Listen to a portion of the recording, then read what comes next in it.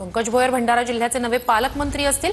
या नियुक्तीसंदर्भात भोंडेकर यांनी काय प्रतिक्रिया दिली आपण ऐकणार आहोत। तर संजय सावकारे यांच्यावर असणारी जबाबदारी आता पंकज भोयर यांच्यावर देण्यात आलेली आहे। भंडाऱ्याचे ते नवे पालकमंत्री असतील।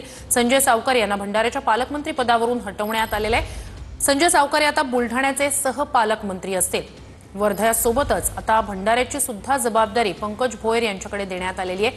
आगामी नगरपालिका आणि स्थानिक स्वराज्य संस्थांच्या निवडणुकांच्या दृष्टीने एक मोठी आणि महत्त्वाची जेव्हा चर्चा ज्या आहेत त्या सुरू झालेल्या आपल्याला पाहायला मिळत आहेत। तर तिकडचेच आमदार नरेंद्र बोंडेकर शिवसेनेचे आपल्या सोबत आहेत। भाऊ, ज्या पद्धतीनं अचानक संजय सावकारे यांना पालकमंत्री पदावरनं काढलं आणि आपण जर पाहिलं तर भोयर यांना पालकमंत्री बनवलंय, नेमकं काय घडलं?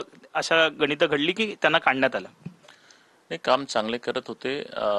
त्यांचा स्वभाव पण चांगला होता, सगळ्यांचे मिळून जुळून करणारे काम करणारे पालकमंत्री होते। आणि संजयजी जसे मित्र आहेत आमचे, तसे आता नवीन पालकमंत्री पण जे भोयर आहे, डॉक्टर भोयर, ते पण आमचे मित्र आहेत, ते पण सक्षम आहेत।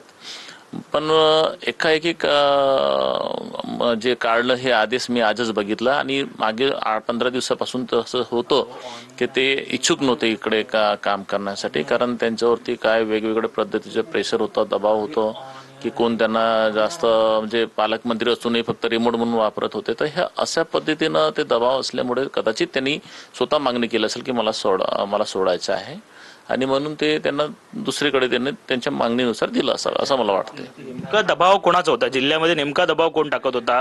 म्हणजे आता महायुतीतले 3 पक्ष आहेत, 3 पक्षातलं कोण नेते टाकत होते, आमदार टाकत होते किंवा त्यांच्याच पक्षातलं कोण टाकत होतं? नेमकं कोण? नाही, मी बघा 3 आमदार आहेत, 3 आमदारपैकी आम्ही 2 सत्तेमधले आहोत। मी एक आहे आणि राजू कारेमोरे। आमच्याकडून कधीच प्रॉब्लेम झाला नाही, कधीच आम्ही त्यांना असं क्रॉस केलं किंवा त्रास दिला असं कधीच नाही। आणि मला वाटतं नाना भाऊंचा काही जास्त हे नव्हता।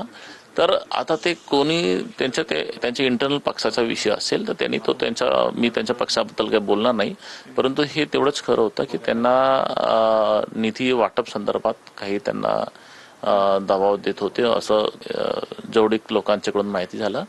परंतु तुम्ही एक तर 2-2, 4-4, 5-5 जिल्ह्याच्या लांबून पालकमंत्री देणार आणि त्याच्यामुळे त्यांचं दुर्लक्ष होणारच, कारण ते फुल टाइम इथे येऊन बसू शकत नाही। आपल्या जिल्ह्यामध्ये जेवढं काम चांगल्या पद्धतीने करू शकतात, त्यांना सगळं माहिती असते, स्थानिक प्रॉब्लेम काय, स्थानिक विषय काय असतात, त्या डेव्हलपमेंटचे विजन काय असते, हे सोडून तुम्ही बाहेरचे देणार तर त्यांना तेवढं वेळ देऊ शकत नाही।